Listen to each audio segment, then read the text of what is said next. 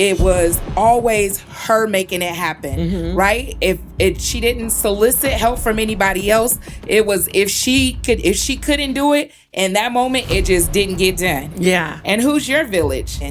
And I realized that I got that from my mom. You don't trust everybody with your kids, because I do believe that you have to trust your village. I want to be that. Yeah. I want to be just Java, right? So then I had to sit down and think about, what does that look like for me, right? Okay, let me take mommy out of the equation, wifey, first lady, all of those things out of the equation. Yeah. And let me just think about, what does it mean to just be Java? Yeah. All right. Hey. Hey, guys. Thank you for tuning in to today's episode.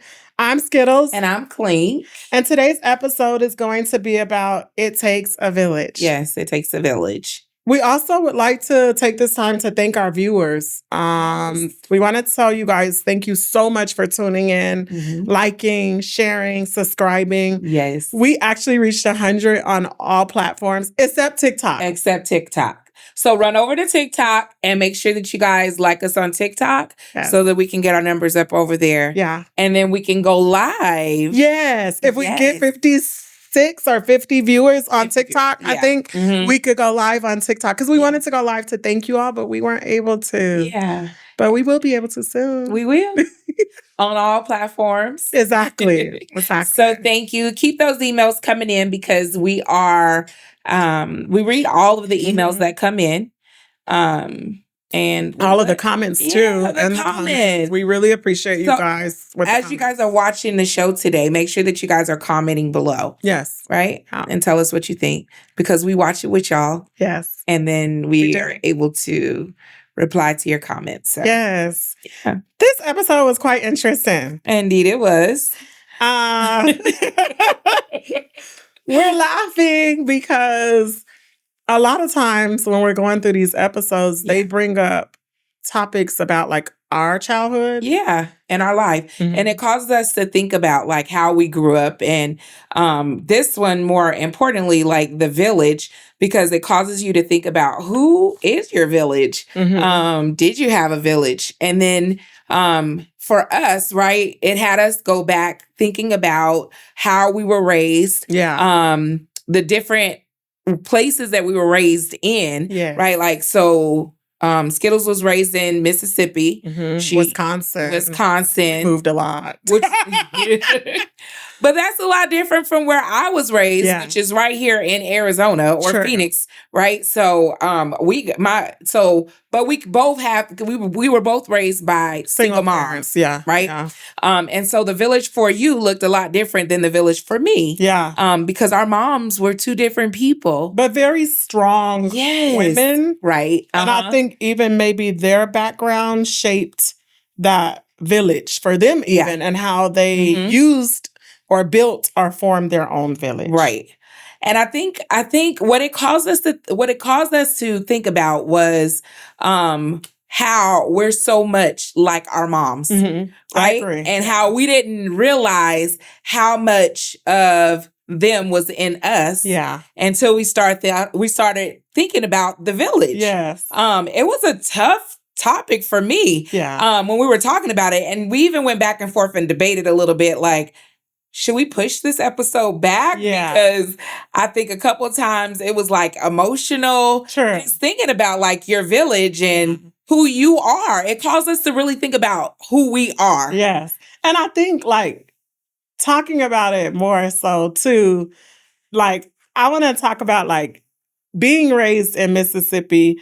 My mother is from a family of 14, so a large family, 8 girls, 6 boys. And like who she was with the whole, like, we moved a lot, but my mother was always a person that would form her own villages, right? Okay. Like she always formed villages for us. So being a single mother, I think back to like her being even in she worked in surgery. Yeah. So it was times I taught her and I talked about where she would have to have another scrub tech call us to say that she was still in surgery and would be coming home late. Yeah. You know, the neighbor, when we lived in Mississippi, would make sure that we got on the bus. One of the neighbors, the other neighbor, the other neighbor.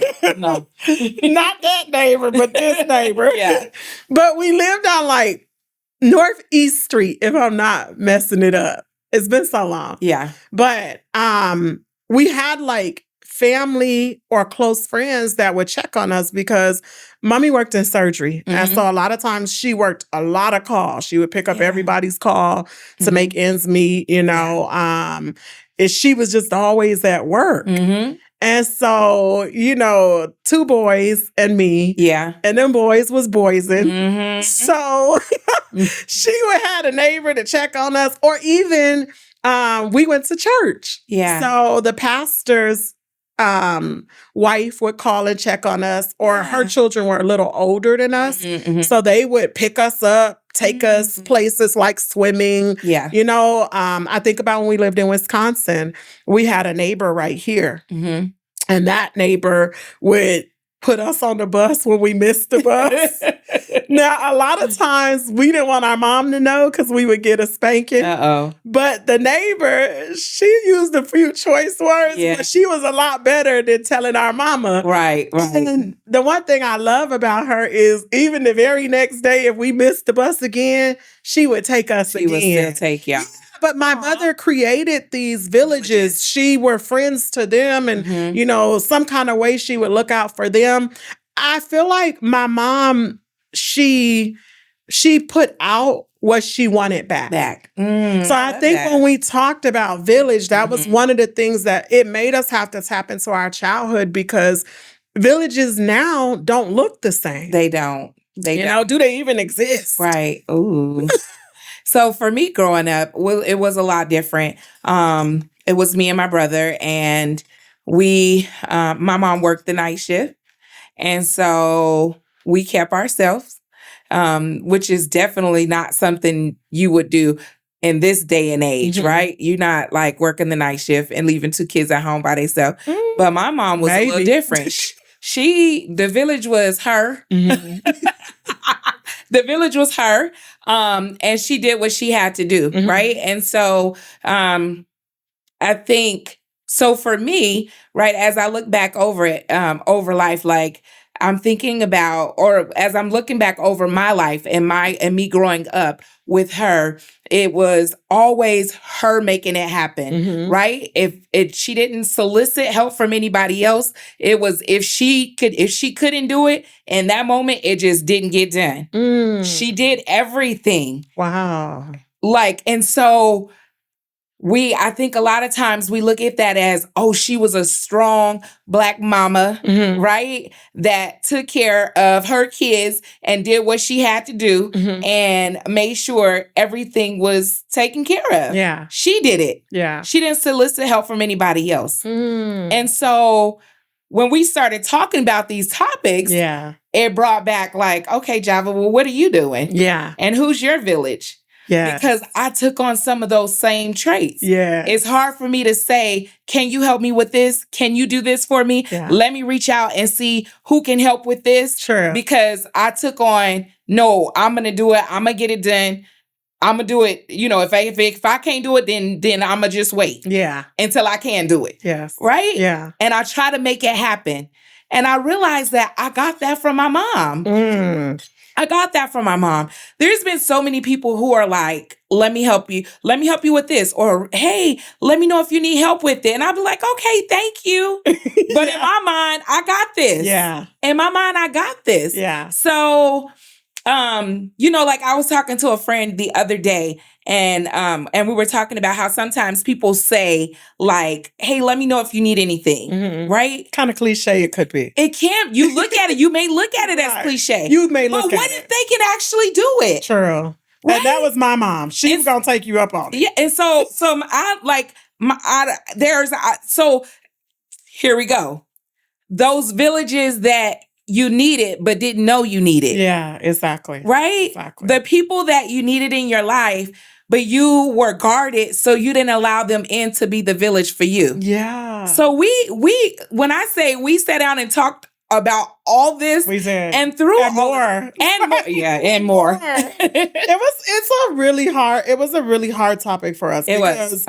We when we started talking about our parents, Yeah. And then we brought it to today. To today. We brought it into what our lives look like with us raising kids. So I Yeah. talked about like, for me, when Johnny passed away, Yeah.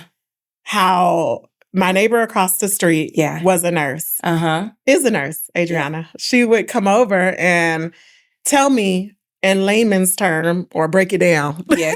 Yeah. what the doctors were saying Right. during COVID. My other neighbors would bring over food. We had a birthday party because at that time they were having those drive-by birthday parties. Do y'all remember that? During COVID. It was a parade party and the people would parade through and that's how you would have those birthday parties. And my poor Josh, he said, Mom, I want to go to the hospital and pray for Johnny. Aww. And we couldn't go to the hospital and pray for Johnny. And I wanted him to experience his 16th birthday. Yeah.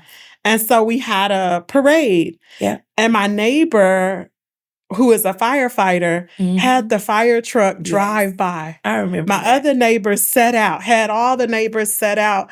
But then we started talking, me and Clink, and we talked about who I am. Yeah. And she said, but Bible, you're the person who know your neighbors. Yeah. She said, you go over, you talk to them. She was like, I ain't never seen nobody sit outside, talk. You know who live there. Right, but that's who I am. Right, right. And then when we started talking, we was like, but that's who my mother was. Right.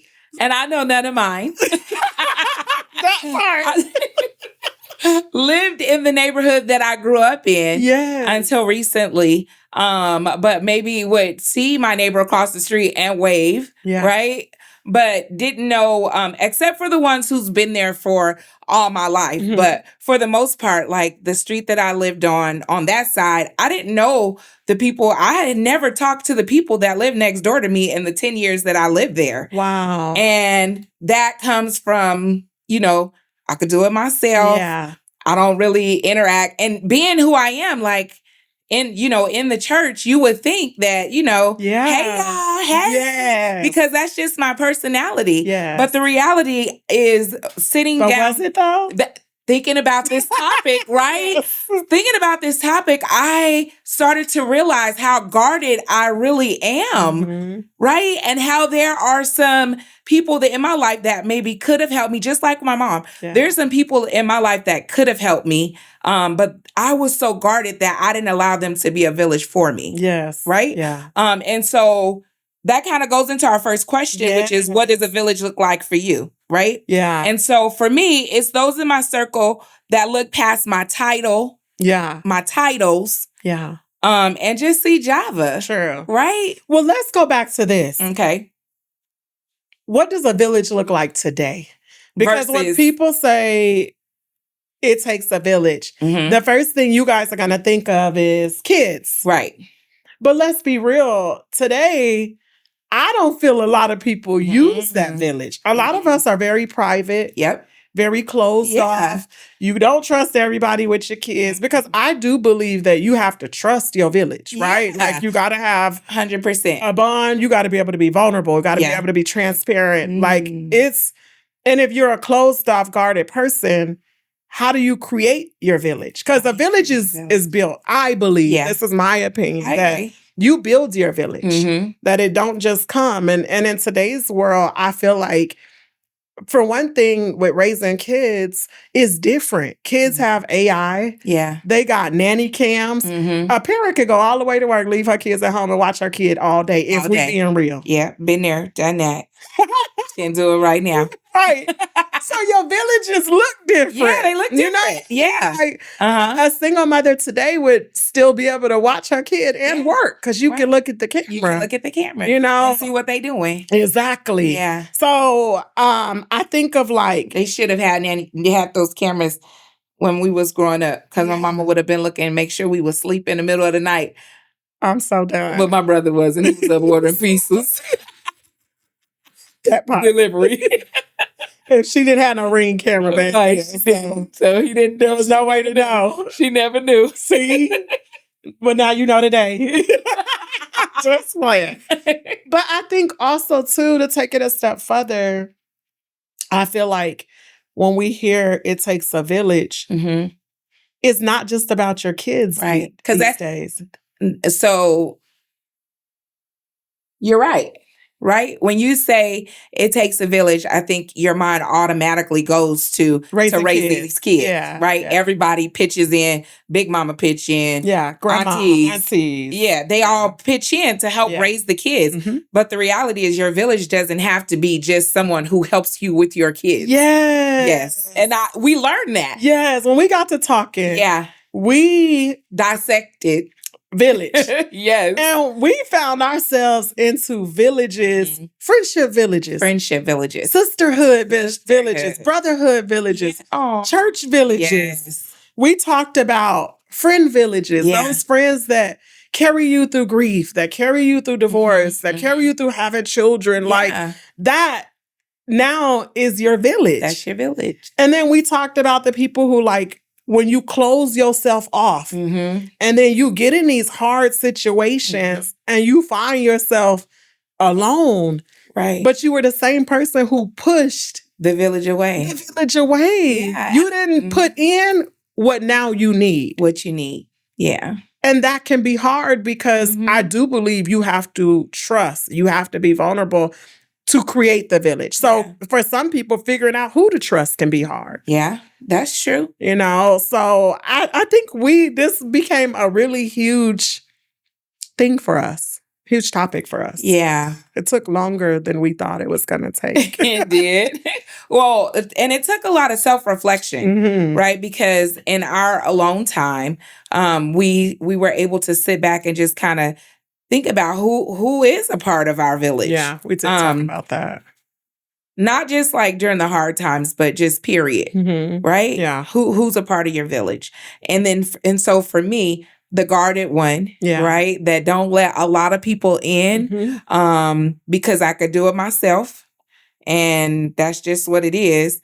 I had to start thinking about, like, what does the village mean to me? Yeah. Right? And who are a part of what it means to me. And so again, for me, it was the people who see past my titles and just see Java. Yeah. Right? See me for who I am. True. And then those who remind me to be me. Yes. To remind me, okay, before you were mom, before you were wifey, before you were first lady, you was Java. Yeah. Okay, so I'm thinking about, there's this a bishop's wife in our organization. And when I met her for the very first time, she was an amazing woman. And when she told me her name, she introduced herself as Robin. And I was like, oh, okay. And somebody was like, oh, that's Bishop so-and-so's wife.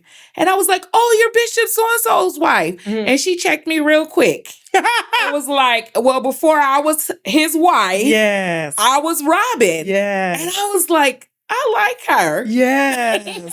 I said, I like her. Yeah. Because sometimes we allow these titles, mom, wife, for me, first lady, like all these other things to become who we are, when at the end of the day, I'm just Java. Right. And I want to be that. I want to be just Java. Right. So then I had to sit down and think about, what does that look like for me? Right. Okay, let me take mommy out of the equation, wifey, first lady, all of those things out of the equation. And let me just think about, what does it mean to just be Java? Now, okay, now who is Java's circle? Who's Java's village? Right. And so that's where it came down to the people that see me as just Java. And I say just Java affectionately because when I turned blankly blank age, some of my circle threw me a huge birthday party at an Airbnb, like a huge mansion. When I say it was off the chain, it was really nice. Okay, you were there. I know. You were there.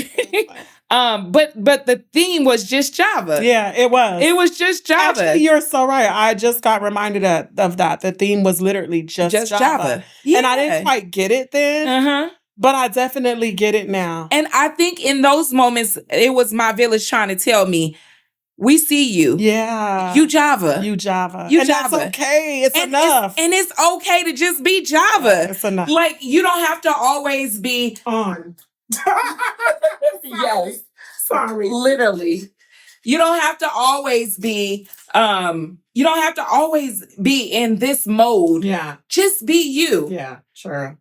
That was hard for me to just be Java. Wow. And so I had to break down and say, okay, like this week, and more importantly, like I struggled this week with this topic. This topic was a really hard topic, you guys, because the topic is village. And when we think of village, we were going at it of an angle of like kids, raising kids. And then I, who am the very private person, I'm always perceived as a very private person.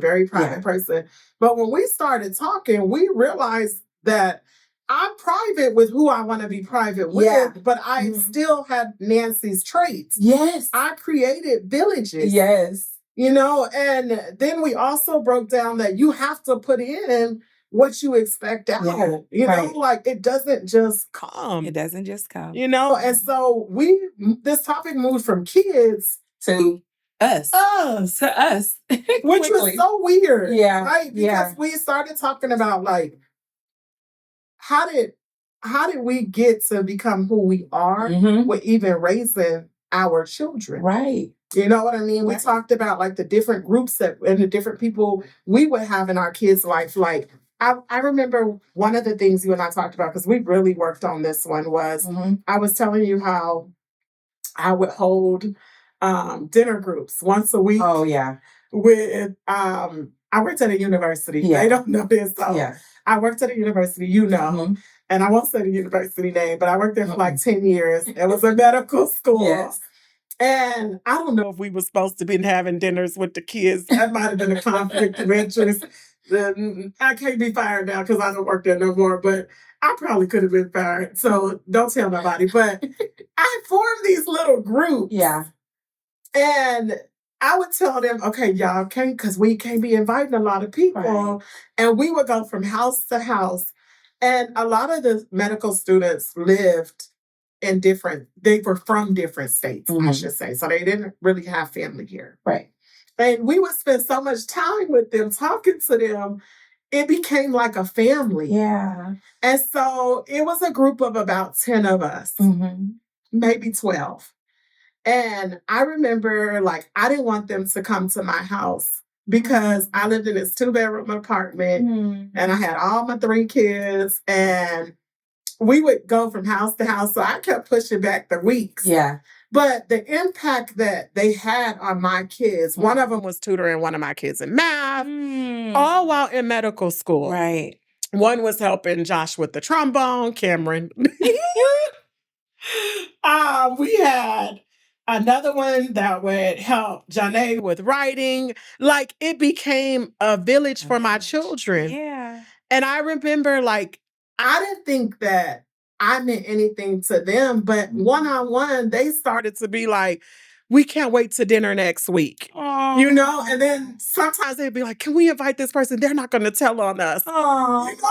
So, because I was trying to keep my job. I needed my job. Yes. But I enjoyed them. Right. You know, I enjoyed like what they poured into my children. I enjoyed the conversations. Yeah. And it was just once a week. Yeah. And I remember the first time that they actually came to my apartment. And they didn't even notice, like, it was a 2-bedroom, anything, the things that I was trying to hide. They didn't notice that. Like, they got in there and they was happy to be there. Yes. And they went in the rooms, was helping kids play the trombone. Yes. They're doing math. And then we would come and have dinner, you know, and it was just like, wow, we had this village. Yeah. And I will say, like, it was like over their 2 to 4 years of them being in school that we created this ongoing weekly dinner. Yeah. And it wasn't until after some of them graduated that they said, like, what that meant to them. See? They still keep in touch. When Janae went off to college, they sent gifts to her dorm room. They, like, will check in and say, how is this child doing? How is that child doing? But it's the family, the village that we formed. Yeah. As you're saying that, and that's amazing, I'm thinking about how a lot of times we see it as they were a village for me, but we don't realize how much of a village you were for them. Yes. Right? I didn't realize it. And that's the awesome part, right? Mm-hmm. A lot of times we can be we can be a part of someone else's village. Mm-hmm. And not even know it. Not even know Not even knowing. Exactly. Just exactly. being you. What just being me. Just being you. And I was even shy. But Aww. no judgment. No. And to me, like, that was a moment when I had to, like, be open. Yeah. In today's society, it's not as common for people to have villages, or they don't look the same.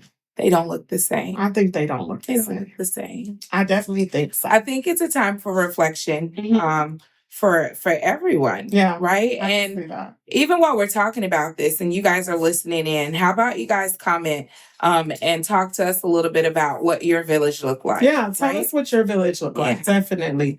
When you say your family, and I know my family is super supportive of me. Like they even send me. They're cute. They love your family. They even send me messages about the podcast. Mm-hmm.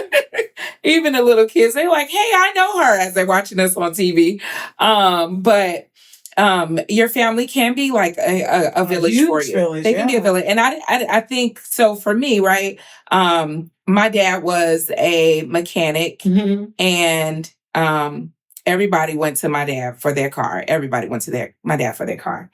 And my dad passed away in 2002. Mm-hmm. And I'm just thinking about like the people who are part of my village, right? Mm-hmm. And so when my dad passed away, it wasn't, I wouldn't say that it was quickly, but when it came, it was unexpected that night. Yeah. Right. I was getting ready for watch night service at the church. Mm-hmm. And my amazing stepmom came to the house and she was like, he's gone.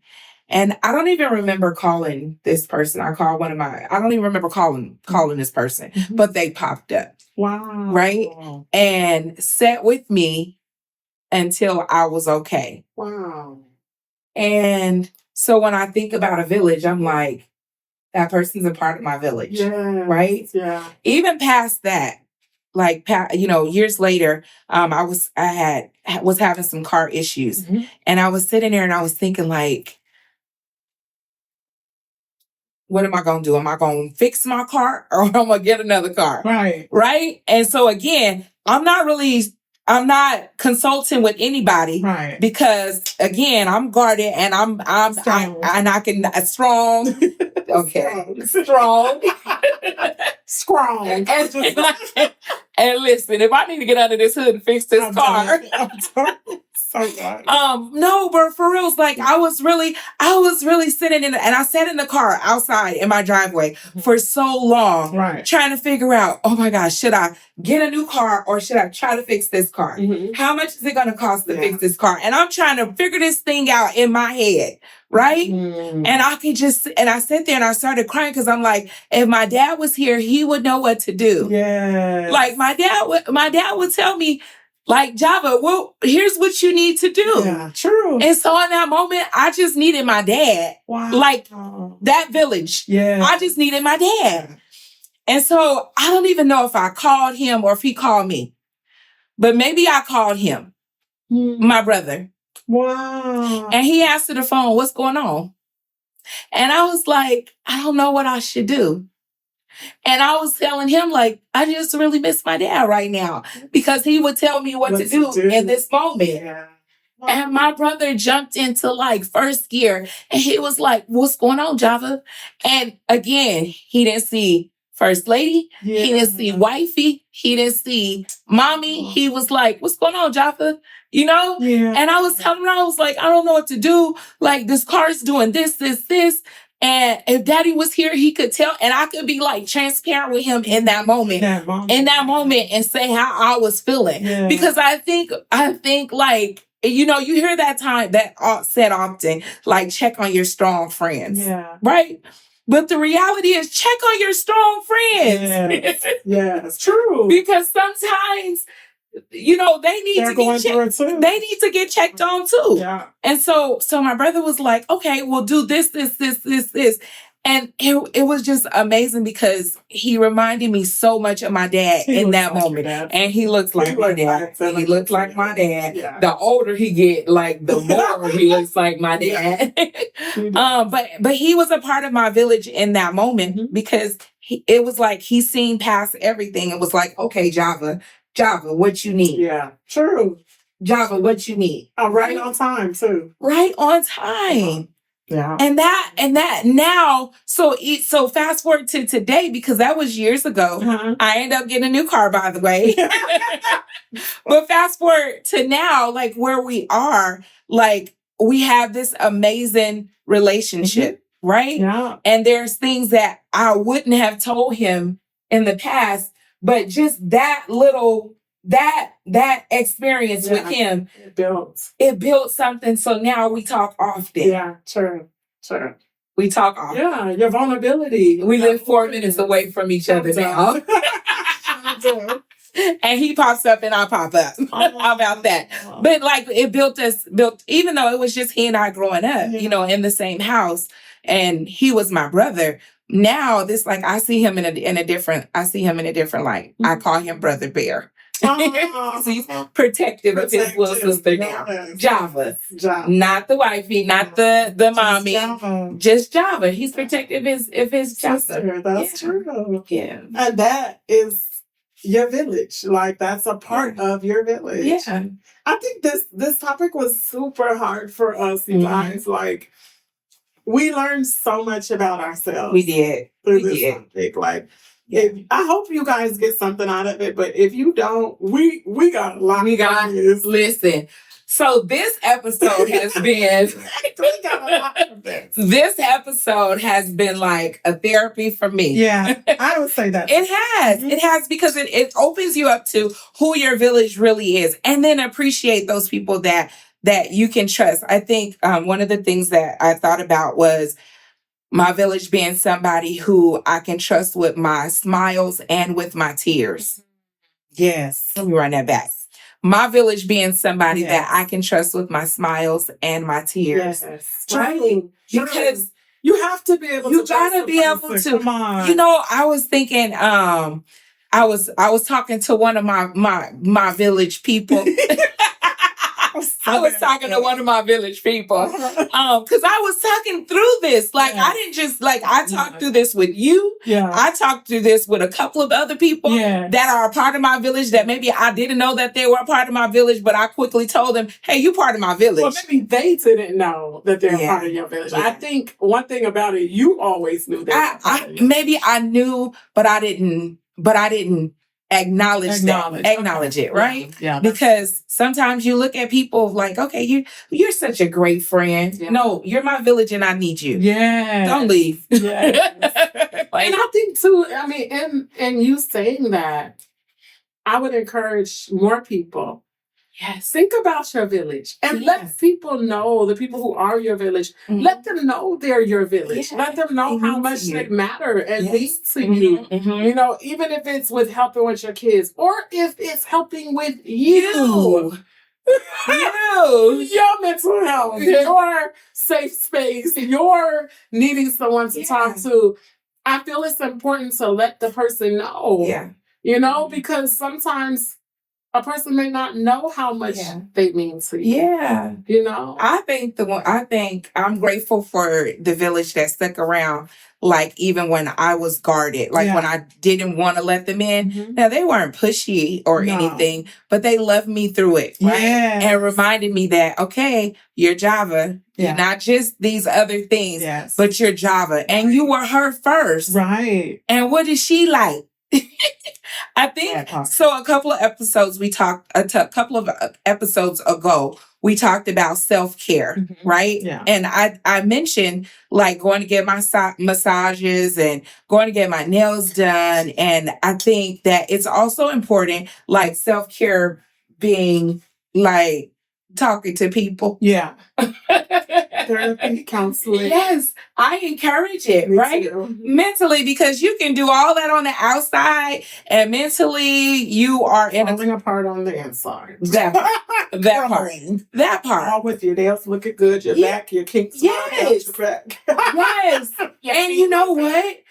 I had to learn that. I had to learn that. And I think sometimes, people see you as, sometimes people can see you. I won't say people, not everybody, but sometimes people can see you as one thing and they expect you to be that thing. Yeah. Perfect.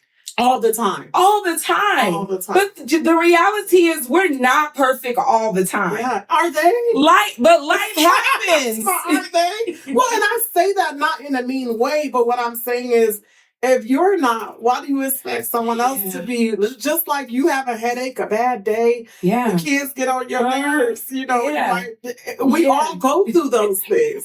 They may look different. Might have that intense fellowship. Yes. They look different at different times. Yes. But at one time or another, we're all going through it. We are. Yeah, we're all going through it. You know? And so if you can create a space or a person that you can talk to. Yes. Like, it could help you. It could help you. It could help you. Yeah.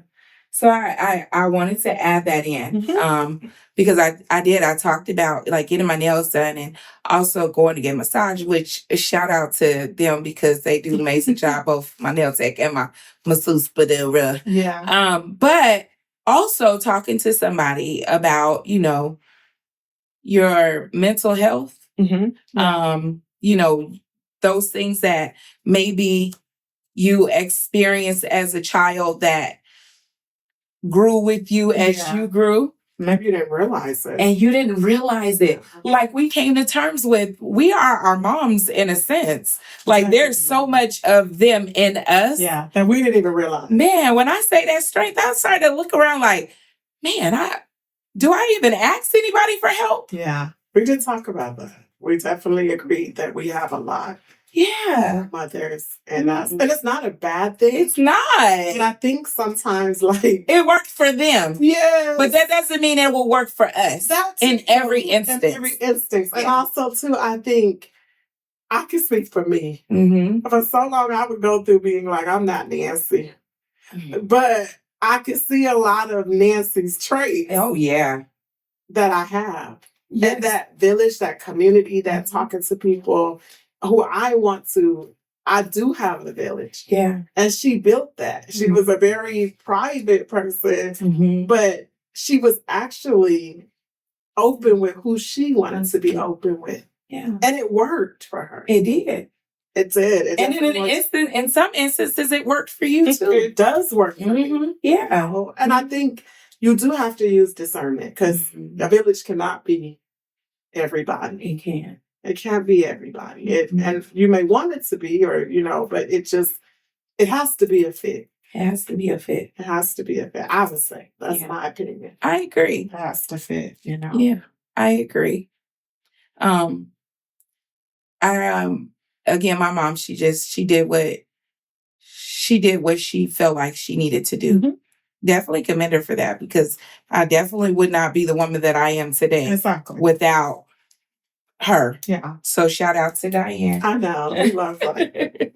We love Diane. Shout out to you, mommy. Yes. But even in those strengths, right? I have embraced the village that I'm blessed to have. Yes. I embrace the village that I'm blessed to have. Yeah. Right? And I appreciate y'all. Yes. And I think you're learning more and more. I am. Man, when I say just this week alone. Because you was like, I don't know. I'm like, what do you mean you don't know? Who's the village for your kids? Like, we just we really dug into so many topics on this. The crazy part is I wanted to stay surface level. You did. Oh, it's just, it's this person because they helped me with pick my kids up from school. Yeah. Right? And shout out to the ones that help do those things. But for me, I had to dig a little deeper, but again, because why am I so guarded when it comes to people? Yeah. Right? True. And being perfect. Yeah. Right? Yes. Like, I'm going to show you what I want you to see about me, right? I'm a let you think what you want to think about me, right? Yeah. But my reality is you'll never know what really is going on. Yeah. Right? Yeah. But very guarded. Very guarded. Yes. But you need somebody. Yes. Everybody needs somebody. And that takes us to our closing. That's my takeaway. That's my baby. Everybody needs somebody. Everybody needs somebody. Well, my takeaway is a village still matters. Yes. But you definitely have to be open to allowing the village to come and building the village. Yes. Also, you have to create the village you desire to have. Ooh, I love that. So you can't expect one thing and you done pushed everybody out your life in a way and closed yourself up and locked yourself in. And then now you need a village. You need a village and the village is not there. Yeah. And it could be your mom, it could be your siblings, it could be friends. You know, sometimes we move to different places and you may not be with your family. So to people who may live somewhere where your family isn't there, I would say it is hard to trust people. But if you got to tap into a mother's group or a brother's group or a church community or who you can trust, it's important that you have somebody. Yeah. You know, and we are in such an era of technology. We can even talk to villages through FaceTime. Yeah. They can be in a whole nother, your family can be in one place and you could be somewhere else and you can still reach out to them. But you need somebody. That's my takeaway. Yeah. That's my takeaway. What's your takeaway? So everybody needs somebody, whether you believe it or not, whether you are strong or not, everybody needs somebody. Yeah. That's my takeaway. And embrace those that you have as your village. Keep them close. You need a village. Yeah, it matters. It does. I'm thinking about even Jesus. He had his crew that rolled with him. No, so like real talk. He had his crew that rolled with him. His crew. He did. Who was his crew? Peter, James, and John. But real talk. Seriously, I know. Yeah, like, she's dead serious, y'all. I am. But I like the way she said even Jesus had his crew. Because, okay, but here's the thing. Ain't no roof without Naomi. Yeah. Like, it takes a village. It takes a village. That's right? True. It takes a village. That's true. So we can't just say we don't need anybody. Yeah. And that's where, what is it called when you seclude yourself? Like, isolation. When you isolate yourself. And then you get in your own, that's a whole nother podcast right there. When you get in your own thoughts because you left alone to think things what you thinking. Yeah. Because in my mind, that's one of my favorite sayings. That's one of my favorite sayings. Because in my mind. Yeah. Yeah. It's definitely just important that you definitely have a village. Yes. Because you're right. And if you're in your thoughts and you're always alone, yes, who's checking on you? Who's checking on your thoughts? Listen, check on your strong friends. Yes. Because if you don't see them, they definitely could be at home, isolated in their thoughts. Yeah. And it's not good. That's not a good thing. It's not a good place. Even if you just reach out to them and tell them, hey, I'm just thinking about you. I love you. Love you. Remind them that you love them, you care, and you be encouraged. Yeah, you're important. You matter. You matter. Yeah. To me. Make it personal. Yeah. And mean it, you guys. Don't just say it, like mean it. And what I do in my 9 to 5 every day, I try to see the people. Yeah. I try to see beyond. Yeah. And see the person. And my whole goal every day, and I'm not perfect, but my goal every day is to remind people that you matter. Yeah. That I care. I see you. Yeah. Thank you. Hi, I see you. Hi. I can't say I see you, but my hi is I see you. I see you. And I see beyond in this moment. Yes. And I always try to be there to, like, if you want to talk, and I just feel like it can come off cliche. Mm. You know, you can feel like, oh, that person's just being nosy. But no, like truly get to know you guys, who your village is. And if you don't have one, I think in this day and age, it's important for everybody to have somebody. Yeah. It's important. We have our online people, and I'm sure you guys have your online friends, and that's good too. Yeah. But it's nice to have someone that you know you can bounce your thoughts off of. Right. And they're not going to judge you. They're not going to, you know, make fun of you or put you down, but they care. Yeah. That's my takeaway. I'm sorry it was long. No, that's good. Yeah. So Ecclesiastic 4:10, and I'm going to read it from the New Living Translation. It says, if one person falls, the other can reach out and help. But someone who falls alone is in real trouble. Wow. Wow, Chuff, I never read that scripture. You ready? They said everything we need is that's the New Living Translation and kind of breaks it down a little bit more. But don't be alone. Don't be alone. Don't be alone. Friend, you were created for somebody. Yes. And I feel like we all were. Yeah. We all need somebody. And I know we go through things, y'all. Use your problems as a testimony, because there's somebody that you can help. Say what you said. Say what you said. When you said, if God brings you through it, it wasn't for you. It wasn't for me. See, we have our talks. We have our own. We're real friends. Yes. So we talk about real stuff. Yes. And one thing I told her was, you know, people have been saying, we can't believe you share like this. We can't believe you're opening up like this. You're such a good person. But I said, I came to the realization that everything God has brought me through, and I always get bought and brought mixed up, so you guys correct it however you want. But I know what you mean. Yes, but it wasn't for me. Right. If he got me through it, then I was supposed to share with somebody. Yeah. Because why keep those victories to yourself? To myself. Those victories that God brought you through, like, allowed you to be victorious in. Right? It's like somebody can use it. And hey, one of my favorite church sayings, eat the meat and throw away the bones. So if the bones don't apply, just throw them away. But if you any meat you can get from this, ribs. Oh my God. A lot of bones. But you know, take it. You know, take it and know that, like, it's someone. You need someone, and there's someone who you can help. Yeah. You know, you can have a conversation with. Yeah. Okay. Oh, I love that. Aw. Thank you guys for tuning in. Definitely. This was a very hard topic for us. It was. But I think even through this, like, even talking through it has caused us to open up about some things that maybe we hadn't opened up. We hadn't talked about. We talked about with each other, but yeah, I don't even think we had dug that deep. Not like her. I didn't know. So listen, if it's been helpful for y'all, just know that if not, it was definitely helpful for It was helpful for us. We recognize who we are and why we are the way we are. Yes. And we're doing it before the world. Yeah. I know. Okay, don't judge us. And if you do, we don't care. But anyways, like, share, comment, and subscribe. Thank you guys for tuning in. Bye. We really appreciate you all. Have a good day. And check us out next Thursday.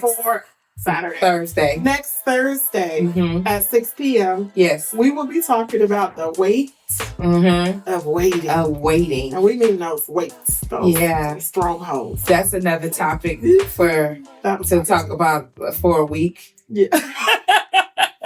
Bye, y'all. Bye.